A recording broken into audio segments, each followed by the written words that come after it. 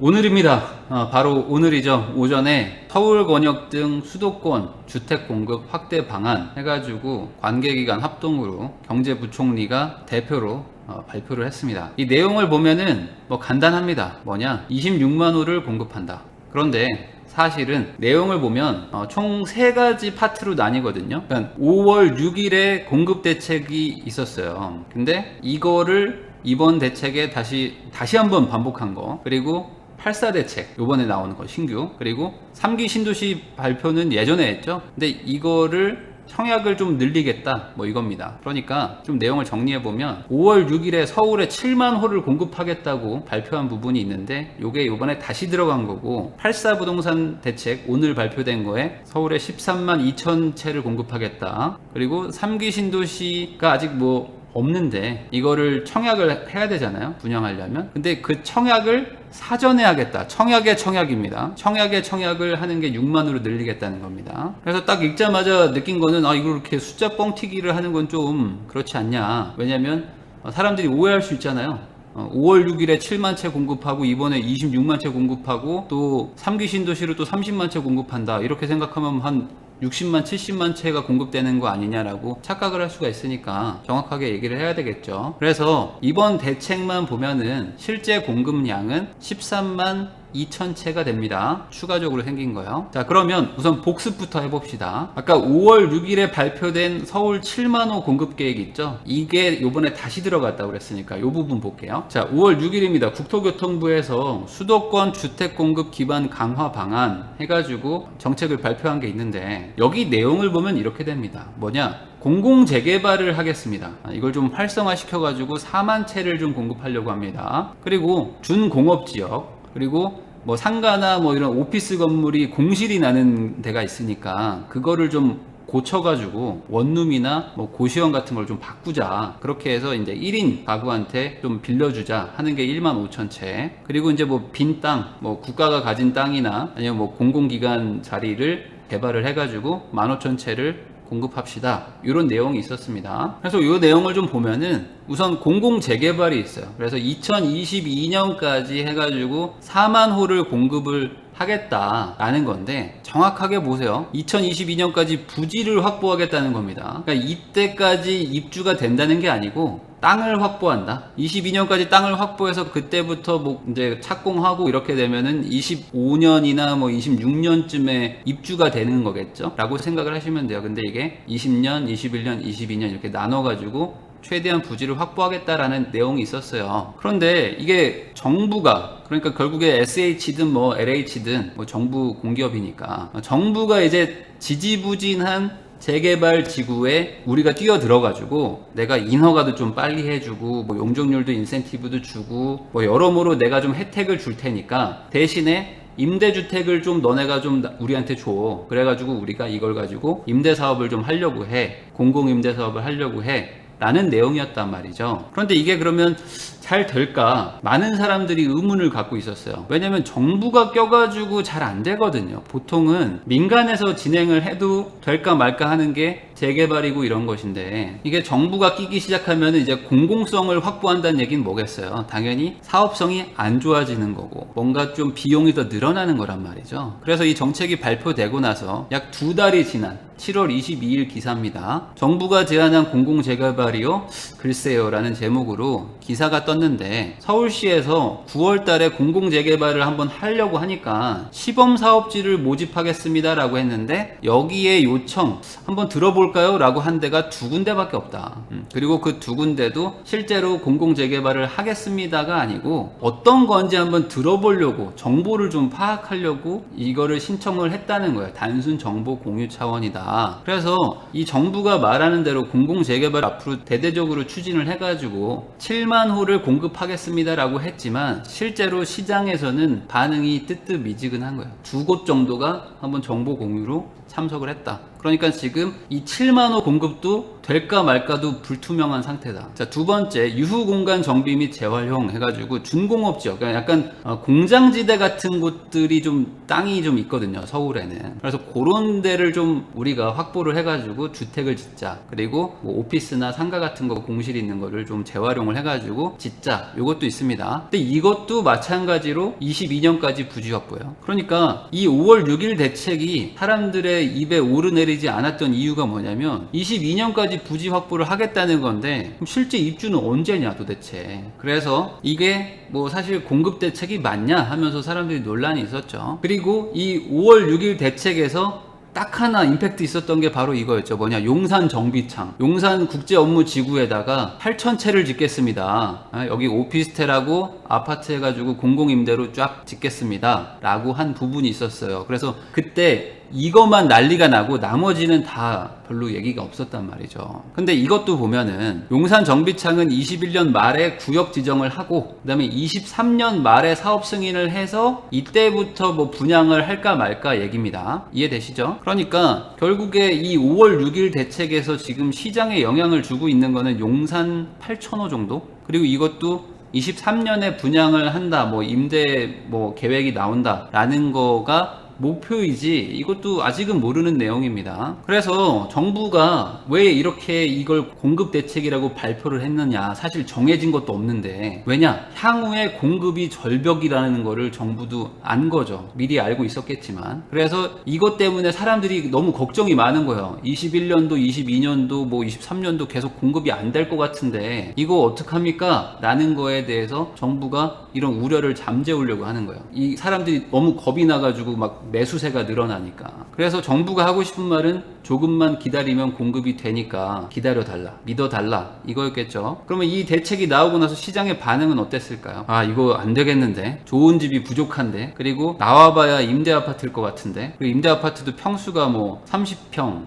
40평 이게 아니고 17평, 13평 뭐 이런 건데 나 이거 답 안 나오는데 3기 신도시 이거 언제 되냐? 빨라야 3년 길면 10년인데 큰일이다 라고 생각을 한 거죠. 그래서 기사가 뜹니다. 뭐냐, 올해 집값 상승 심상치 않다, 5월까지 뭐 5년 만에 최고다 해가지고 집값이 올라가고 있다 라는 거였습니다. 그래서 정부가 봐도 이게 지금 분위기가 막 다시 막 들끓기 시작합니다. 그러니까 안 되겠다 해서 두 가지 대책을 발표하죠. 617, 710입니다. 그러니까 사실 한 달도 안 돼서 두 번을 큰 거를 발표한 거예요. 이 두 가지 대책을 발표하는데 내용은 뭐 이렇습니다. 대출을 더 안 해주겠다. 그리고 전월세 상한제 같은 걸 해가지고 전월세 마음대로 못 올리게 하겠다. 집이 부족하니까. 그리고 임대사업자들 다 포기시킨다. 그리고 양도세 더 많이 올릴 거니까 좋은 말 할 때 팔아라. 그 다음에 종부세 더 올릴 거니까 좋은 말 할 때 파세요. 요거였죠. 자, 그랬더니 시장의 반응은 이렇습니다. 뭐냐, 7월 서울 아파트값 초강세, 전국도 9년 3개월 만에 최대 상승입니다. 그래서 6.17 대책이 터져도 서울 아파트값은 더 올라간다, 전국도 올라간다, 계속 올라간다. 자, 그러니까 정부가 계속 다급해지죠. 물론 6.17, 710 대책에서 공급 대책을 조만간 발표하겠다고 얘기는 했지만 정부가 좀 마음이 급합니다. 그래서 이번 8.4 공급 대책이 나온 것이죠. 자, 그러면 이 8.4 공급 대책에는 아까 말했듯이 3기 신도시권 원래 빠지는 거고 5.6 대책은 원래 기존에 말한 거니까 13만 2천 채가 추가 공급한다는 거거든요. 이번 대책에서만 보면. 그런데 내용은 뭐 여러 가지가 있어요. 그래서 설명을 좀 해보면 그 문재인 대통령이 신규 택지 발굴해서라도 공급을 늘려라 라고 얘기를 했죠. 그래서 바로 3만 3천 채를 확보를 합니다. 그리고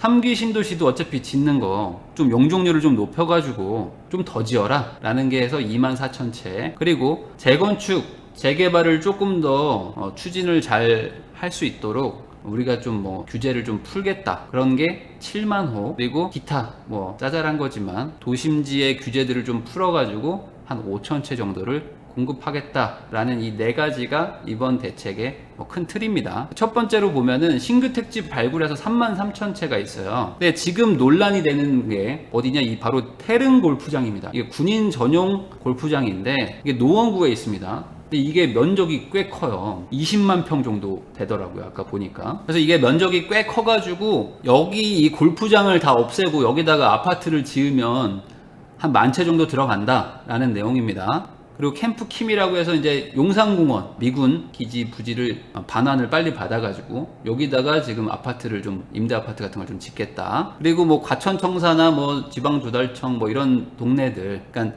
정부 국유지 땅들을 좀 개발을 해가지고 임대 아파트를 좀 공급하겠다 이겁니다. 자, 이 부분은 뭐 안 되는 건 아니에요.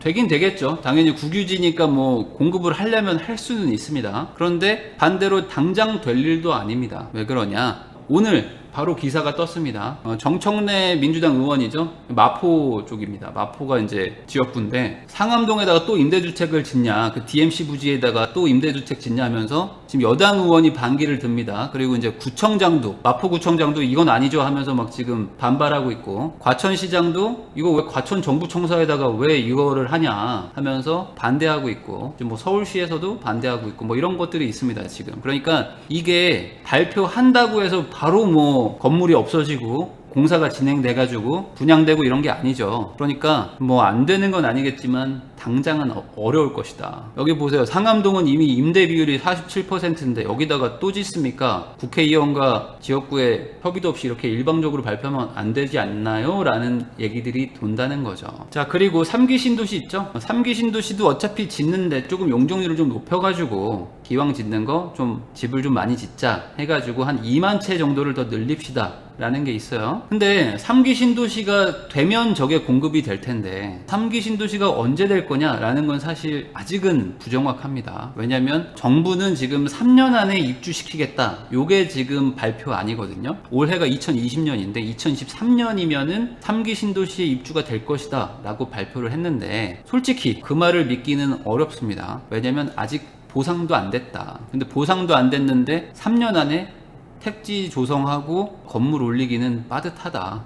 아파트를 지금부터 지어도 23년에 들어갈까 말까입니다. 그러니까 어렵겠죠. 거기다가 제가 지난 영상에서 한번 다뤘는데 다른 신도시도 마찬가지겠지만 가장 그 서울 사람들, 수도권 사람들이 관심을 갖고 있는 교산지구 있죠? 하남 교산지구는 문화재가 엄청 많아가지고 이쪽은 땅 파면 뭐 반은 문화재다 라는 이야기들이 있다고 합니다. 그러니까 여기 이제 공사 들어가기 시작하면은 다 공사 중단될 것이다. 그러니까 여기가 한 3만 세대가 넘거든요. 여기 물량은 3년 안에는 거의 어렵다 라고 보시면 될 것 같아요. 그러니까 3기 신도시의 용적률을 늘려가지고 공급을 더 하겠다라고 해도 이게 현실적으로 이제 시기가 너무 늦어진다는 거죠. 다음으로 세 번째, 재건축이나 재개발 등에서 뭐 정비 사업을 할 때 공공성을 강화하겠다라고 하면서 7만 호를 발표를 했는데 저는 개인적으로 이 부분은 좀 이해가 정말 안 돼요. 뭐냐, 공공성을 강화하면서 어떻게 공급을 하는가, 저는 이게 좀 애매합니다.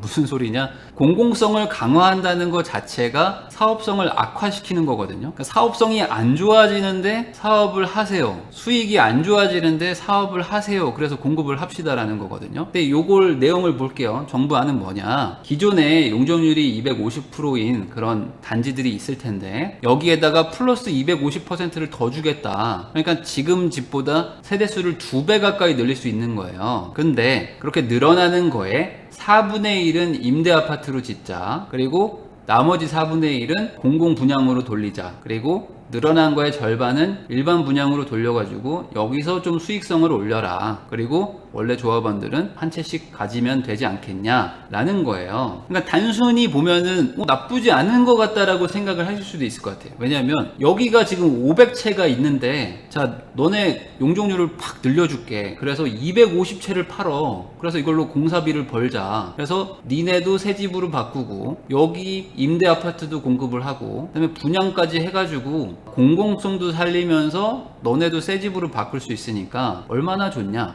그러니까 같이 합시다 이 얘기입니다. 자, 그래서 손익을 따져보긴 해야 됩니다. 이게 모든 단지마다 다 똑같은 기준은 안 돼요. 왜냐면 이미 용적률이나 사업성이 도저히 안 나오는 데가 있어요. 도저히 안 나오는 곳들은 이거라도 해서 바꾸는 게 나을 수도 있습니다. 그런데 우리가 바라는 어떤 뭐 좋은 입지에 좋은 위치에 소위 뭐 재건축 되면 대박이다 라고 말하는 단지들 있죠. 그런 대단지들은 이거를 받는 게 좀 어려울 거예요. 손익을 따져보긴 하겠지만 웬만한 데는 아마 안 하려고 할 겁니다. 왜 그러냐? 여러분들이 잘 모르는 분들도 있으실 텐데 지금 현재 재건축 초과이익 환수제라는 제도가 있고 이게 헌법재판소에서 합헌이 됐습니다. 이거는 문제가 없다라고 헌법재판소가 판결을 내려줬기 때문에 만약에 재건축을 하잖아요. 그럼 재건축을 했을 때 뭔가 이득을 보는 거 있지 않습니까? 이득을 보면 거기에 50%를 세금으로 내야 돼요. 최대 50%입니다. 근데 뭐 실질세율이라고 해도 뭐 30%에서 40% 가까이 될 겁니다. 아무리 못해도. 그러니까 지금 재초한이 있는 상태에서는 기존으로도 재건축이 쉽지가 않아요. 쉽지가 않아. 왜냐면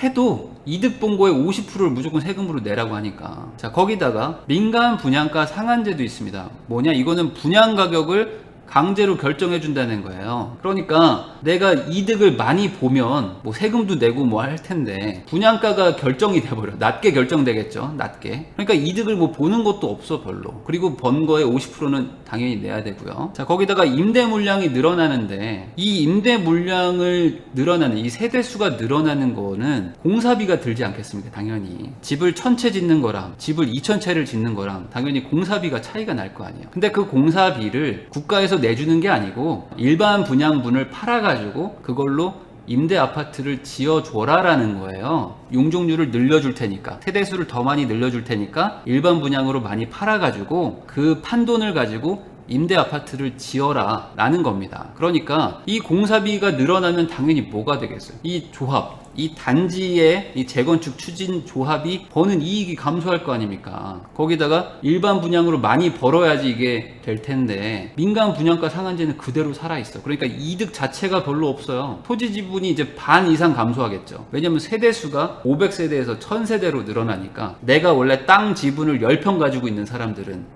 세대수가 2배로 늘어나면 내 땅은 어떻게 됩니까? 절반으로 줄어드는 거잖아요. 그러니까 내 땅 지분도 줄어들고 이득도 못 버는데 민간 분양가 상한제로 분양가는 확 눌려 있고 거기서 이득을 보면은 50%는 세금으로 내야 돼. 거기다가 투자 가치를 떠나서 그냥 주거 환경만 생각해도 세대수가 2배로 늘어납니다. 그러니까 지금 우리 단지가 만약에 1000세대예요. 근데 이렇게 용적률을 2배로 늘려줘서 2000세대를 짓겠다라고 하면은 세대수가 늘어나죠. 그러면 뭐가 문제가 됩니까? 당연히 층수도 올려야 되고 동 개수도 늘어나겠죠. 그리고 조경도 줄어듭니다. 그리고 커뮤니티 시설 같은 것들도 더 만들어야 돼. 그러니까 전체적으로 같은 땅 안에서 더 많은 사람들이 사니까 주거의 질이 하락될 수밖에 없어요, 이게. 그리고 아파트라는 게 무작정 마냥 올릴 수가 없단 말이죠. 35층으로 지금 규제가 돼 있지만 이게 세대수가 늘어나면 결국에 층수를 많이 올려야지만 쾌적해지거든요.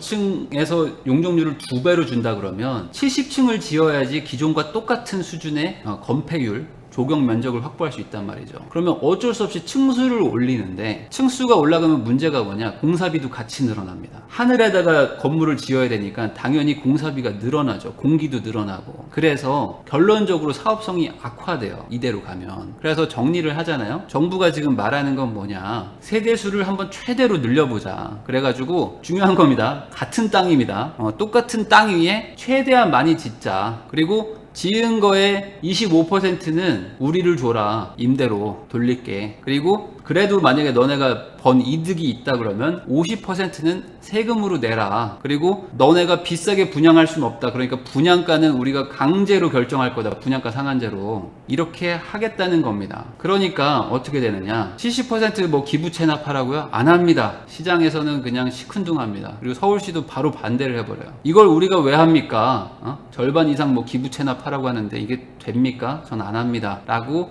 조합들이 바로 반기를 들 것이다. 그리고 서울시도 오늘 정부가 정책을 발표하자마자 서울시가 바로 반대합니다. 뭐냐? 층수도 35층 규제를 못 푼다. 우리는 안 풀 거다 라고 또 서울시가 반발을 해요. 그러면 층수가 35층 규제인데 용적률이 2배가 되면 뭐냐면 동 개수가 2배로 늘어납니다. 그러니까 원래 우리 단지가 동이 만약에 12동이 있었으면은 동이 24동으로 늘어나는 거예요. 그럼 어떻게 됩니까? 조경은 다 없어지는 거죠. 그냥 다 동이 막 빽빽하게 들어차 있는 거야. 그러니까 그러니까 우리 집 거실 창문에서 맞은편 집 부엌이 보이는 뭐 이런 상태가 되는 거니까 지금 층수 제한에다가 뭐 용적률은 풀어준다고 하는데 뭐 세금으로 50% 내라고 그러고 뭐 상한제는 계속 건다 그러고 이게 지금 앞뒤가 안 맞는다. 그래서 기자들이 뭔가 이건 좀 뭔가 말이 안 되는 것 같아. 이렇게 이게 공급이 될까? 라고 생각을 했을 거 아닙니까? 그래서 막 질문을 했겠죠? 정부한테. 그랬더니 공공재건축으로 5만 호를 뭐 공급한다고 그러는데 어떻게 하겠다는 겁니까? 라고 물어보니까 정부 관계자가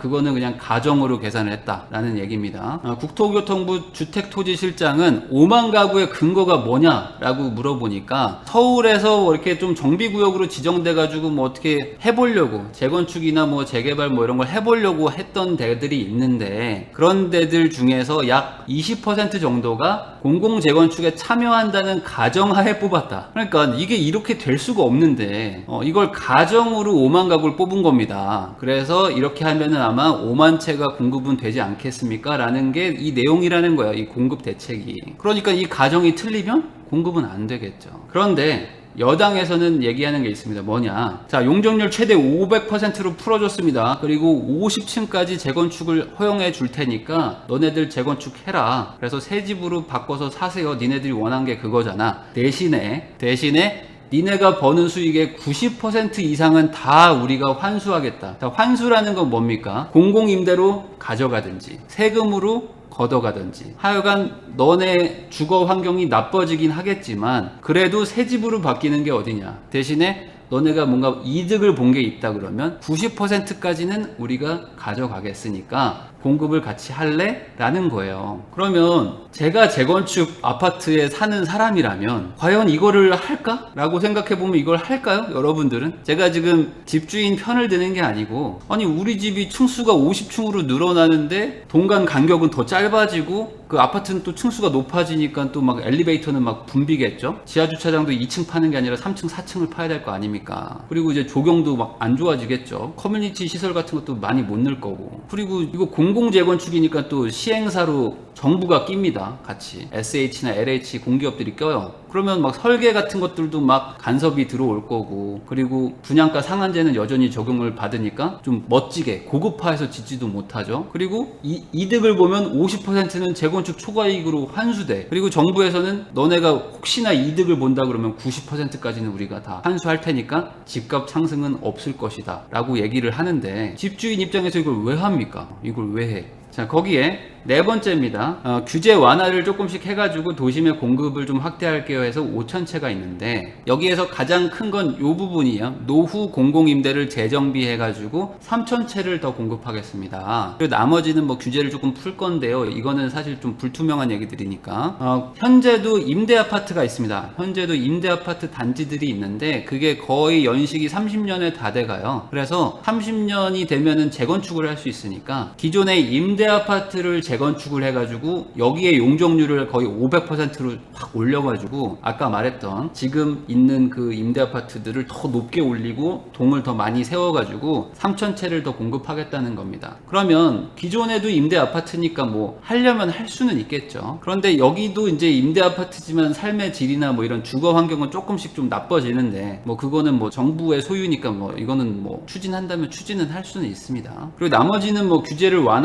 해놓고 뭔가 공급이 좀 잘 되기를 기대하겠다 이런 내용이라고 보시면 돼요. 자, 그리고 아까 3기 신도시의 사전 청약을 좀 확대하겠다라는 게 있었습니다. 이게 뭐냐면 원래 617인가? 710인가? 정확하게 지금 기억이 안 나. 지금 정책이 너무 많이 나와가지고 3기 신도시 사전 청약을 하겠습니다 해가지고 9,000채 정도를 하겠다고 했어요. 원래 3기 신도시를 기다리는 분들이 많으니까 우선 청약의 청약입니다. 청약 자체도 집이 없는데 이 청약보다 더 빨리 미리 그 대기표를 뽑는 거라고 생각하시면 돼요. 청약을 할 수 있는 대기표 뽑는 거를 한 9,000채 정도는 저희가 한번 시도를 해볼게요 라고 했었는데 이거를 6만 호로 늘려버렸어. 그러니까 9,000채도 솔직히 이거 좀 불안한데 이거를 그냥 6만 호로 그냥 팍 늘려버립니다. 6배를 늘려버려. 그래서 이걸 6만 호의 대기표를 저희가 드릴 테니까 대기표를 뽑고 조금만 기다려주세요 라는 겁니다. 그래서 3기 신도시는 결국에 공급이 언젠가 되긴 되겠지만은 사전 청약이라는 것 자체가 이게 됐다고 해서 바로 2, 3년 뒤에 입주하는 건 아니니까. 결국에 이 얘기는 뭐냐, 지금 사람들이 너무 패닉에 빠졌어요. 패닉 바잉이라는 게 있죠. 무주택자들이 이러다가 집 못 산다라고 해서 집을 더 살려고 하고 계속 살려고 하니까, 야, 우리가 3기 신도시를 지금 이제 공급해 줄 건데 좀만 기다려, 그러니까 대기표를 줄게, 이거를 받고 전월세로 몇 년만 좀 살면 안 되겠니? 그러면 우리가 빨리 공급을 해서 입주할 수 있을 거야. 이번에 전월세 계약갱신 청구권에 상한제까지 소급 적용을 하면서 최소한 2년은 무조건 더 사실 수 있죠. 그리고 요번에 새로 계약하신 분은 4년까지는 뭐 크게 걱정 없이 사실 수가 있으니까, 물론 집주인이 실거주하러 들어오면 쫓겨나겠지만 몇 년 좀 살면서 좀 버티면은 실거주를 하실 수가 있을 거예요 라는 말이에요. 그런데 이게 이렇게 6만 호를 풀어버리잖아요. 그러면 이게 부작용이 좀 클 것 같습니다. 왜 그러냐? 우선 분양이 그렇게 계획대로 안 됩니다. 이게 문제죠. 항상 그랬어요. 신도시가 그렇게 공급이 착착착착 계획대로 되는 게 아닙니다. 지금도 2기 신도시가 아직도 지금 분양해서 막 입주하고 이러고 있거든요. 아니, 2기 신도시 한 지가 언젠데 지금도 아직도 분양해서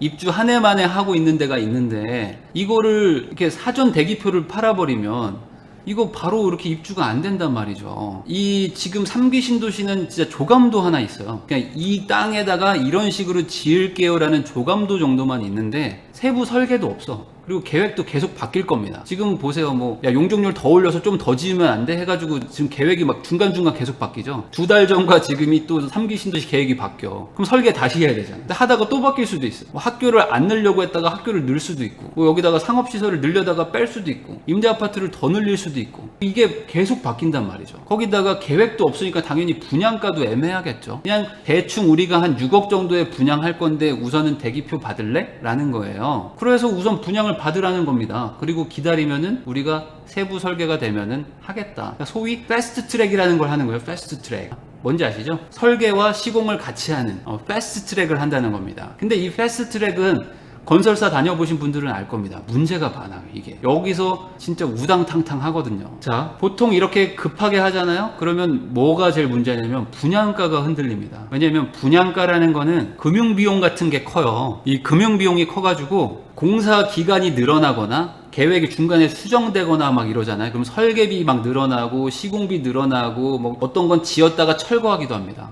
택지 조성했다가 도로 다시 걷어내기도 해. 막 이런 식으로 막 공사가 했다가 없어졌다가 막 이런 게 막 일어나고, 공기도 막 늘어나. 그러니까 분양가가 늘어날 가능성이 상당히 높아요. 그러면 처음에는 나는 대기표 뽑을 때 6억인 줄 알았거든요. 근데 나중에 한 7년 뒤에 입주하려고 했더니 9억 내라는 거야. 그러면은 그 사람이 이걸 어디 가서 돈을 구할 거냐, 이런 문제들이 항상 생깁니다.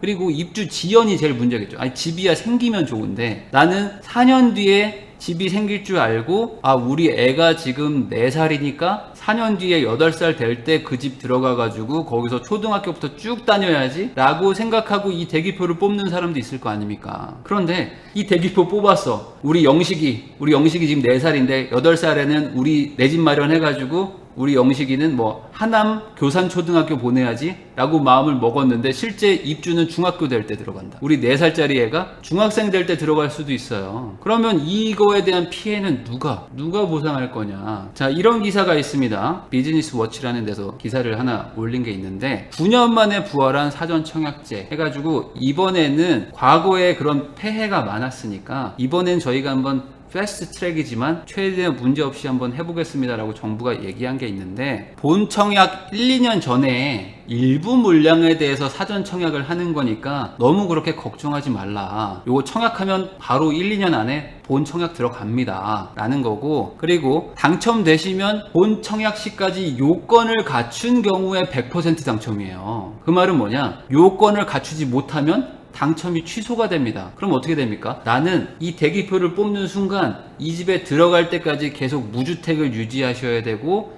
예를 들어 소득의 규제가 있다 그러면 소득 수준도 계속 강제하셔야 되고, 만약에 공공임대 같은 경우에는 차 가격도 우리 가족이 가진 차 값이 2,500만 원을 넘으면 안 되고 이런 것들이 있어. 그러니까 그 기준을 내가 딱 지키고 살아야 돼. 그러니까 이 본청약이 언제 될 거냐라는 게 기약이 만약에 늘어진다면 나는 언제까지 이 기준을 유지하고 살아야 되는가? 집을 살 기회가 있어도 못 사요. 이 대기표 때문에. 그래서 2기 신도시 때 사전 청약제를 했다가 없애버렸습니다. 자, 이 기사에 바로 나옵니다. 자, 문제는 계획대로 진행될지 미지수다. 주택을 짓다가 문화재가 나오면 어떡하냐? 지역 주민들이 민원을 제기하면 어떡하냐? 막 사람들 들어 누우면 어떡할 거냐? 그래도 본청약을 계획대로 할 수 있겠느냐라고 하면서 돌발 변수를 어떻게 해결할 거냐가 문제라는 거예요. 대기표는 뒀는데 대기가 길어지면 어떡할 거냐? 그렇게 해서 분양 시점이 멀어지면 분양가가 올라갈 건데 그거를 그럼 어떻게 보전해 줄 거냐 하면서 이걸로 민원이 엄청날 거다. 그러니까 이런 거에 대한 어떤 대책 없이 이렇게 사전 청약을 6만 호를 하는 게 맞냐라는 게 근본적인 지금 걱정이 됩니다. 제 걱정은 바로 이거예요. 6만 호나 사전 청약을 하는 게 맞는 거냐. 자, 그래서 최종적으로 정리하잖아요. 우선 5, 6 대책에서 발표한 게 7만 호인데 거기서 4만 호는 공공재개발로 한다고 그랬죠. 근데 2달이 조금 지난 현재 공공재개발을 희망하는 단지는 거의 없다. 그러니까 잘 안 되고 있다고 보면 되겠죠. 그리고 3기 신도시는 사전 청약을 할 건데 이거 부작용 분명히 있다. 근데 이거 부작용 어떻게 해결할 건지에 대해서는 솔직히 잘 모르겠어요. 걱정이 많이 됩니다. 특히 하남 교산지구 땅 파는 순간 문화재 나올 건데 이거 어떻게 할 거냐. 그리고 공공 재건축을 이번에 해가지고 또 한 7만 호를 공급한다고 하는데 조합원들이 이걸 할 거냐. 제가 봤을 때는 안 할 것 같거든요. 제초안에 분양가 상한제에 임대아파트 25% 공급에다가 이거 뭐 고급화도 안 되고 지하주차장 막 빽빽해질 텐데 이거 어떻게 할 거냐. 동의가 잘 안 나올 것 같다. 그리고 이제 믿을 수 있는 건 이제 용산이죠. 용산 국제업무지구는 지금 빈 땅이니까 여기에다가 지금 용적률을 더 올려가지고 지금 만 채를 공급하는 만에 얘기가 나오고 있는데 여기는 빨라도 23년에 분양을 할까 말까입니다. 계획대로 된다고 해도. 그러니까 이게 더 느려질 수도 있어요. 그리고 나머지 택지들도 더 느려집니다. 여기도 지자체들이 막 반대를 할 거거든요. 그러니까 원래 여기다가 뭐 오피스 건물을 올려요, 호텔을 올려요 해서 우리 지역의 상권을 살려봅시다 하던 곳에다가 임대 아파트를 짓게 되는 거예요. 그렇게 되면은 거기 거주민들이 반발을 하죠. 그리고 거기 구청장, 지역구 국회의원들이 반발을 할 겁니다. 왜냐면 우리 지역에서는 어찌됐든 간에 경제가 좋아지는 건 아니니까. 이 임대 아파트가 들어온다는 게 경제적으로는 좋은 건 아니죠. 그러니까 여기서의 이 반발을 무슨 수로 무마할 거냐 라는 것도 문제가 있다. 저는 이런 얘기를 하고 싶습니다. 뭐냐, 현 정부가 그동안 많은 얘기들을 했어요. 그리고 공급 대책도 여러 개를 발표했거든요. 근데 뭐 꼭 정부를 떠나서 어떤 사람이 무슨 말을 하잖아요. 그럼 그 말이 그 신뢰감이 느껴지는가, 그 신빙성이 있는가라는 거를 따져보려면 뭘 해야 되느냐, 그 사람이 과거에 한 말들을 보면 됩니다. 그러니까 어떤 사람이 믿을 만한 이야기를 하는지를 보는 거는 과거에 했던 게 정말 맞았느냐를 보면 된다는 거죠. 그런데 제가 봤을 때 현 정부가 지금 공급 대책을 발표를 안 했던 것도 아닌데 이 공급 대책이 정말 될 거냐라는 걸 따져봤을 때는 과거를 보면 좀 어렵다라고 저는 생각을 합니다. 그래서 결론적으로 공급 안 될 것 같아요. 공급 안 될 것 같고 입주 물량이 진짜 걱정됩니다. 이제 걱정돼. 왜냐? 여러분들이 많이 보셨을 텐데 올해가 4만 채고요. 내년에 19,000채로 줄어들죠. 그리고 22년도에는 13,000채로 줄어듭니다. 서울에 신규 아파트 공급이 19,000채, 13,000채예요. 그러면 2023년 이후로는 공급이 막 늘어나느냐? 그게 지금 발표하는 대책들인데 이거 하나하나가 보면 별로 신빙성이 느껴지지가 않아. 신뢰도가 느껴지지가 않거든요. 그러면 22년도 이후, 23년, 24년도는 어떻게 공급할 거냐? 이 부분이 만약에 해결이 안 되면 앞으로 서울의 입주난이 심해질 것이다. 그래서 이게 수요가 계속 폭발하는데 공급 부족까지 오잖아요. 그러면 이게 터널이에요. 터널은 유턴이 안 되잖아요. 그러니까 이 터널을 통과할 때까지는 계속 정체 상태로 계속 기다리면서 가야 돼. 그래서 정말 지금이라도 이 공급을 확실하게 할 수 있는 방안을 생각을 해야 되는데 현 정부는 지금 공공임대 이거에 너무 꽂혀가지고 세금을 쓰지 않으면서 공공임대를 늘리려고 하거든요. 그러니까 계속 민간 사유지에다가 규제를 하고 여기다가 막 임대를 넣어라 막 하는데 민간 소유자들이 바보들도 아니고 이걸 동의가 되겠냐. 그러면 이게 안 되면 현실적으로 지을 땅은 부족한데 이 터널을 어떻게 통과할 것이냐. 이 부분에 대해서는 걱정이 많이 되고 현재 상황으로만 봤을 때는 딱히 답은 없다. 그냥 정체 상태로 시간이 흐르지 않을까라고 우려가 됩니다. 그래서 이 멘트를 마지막으로 영상을 마치도록 하겠습니다. 들어주셔서 감사합니다.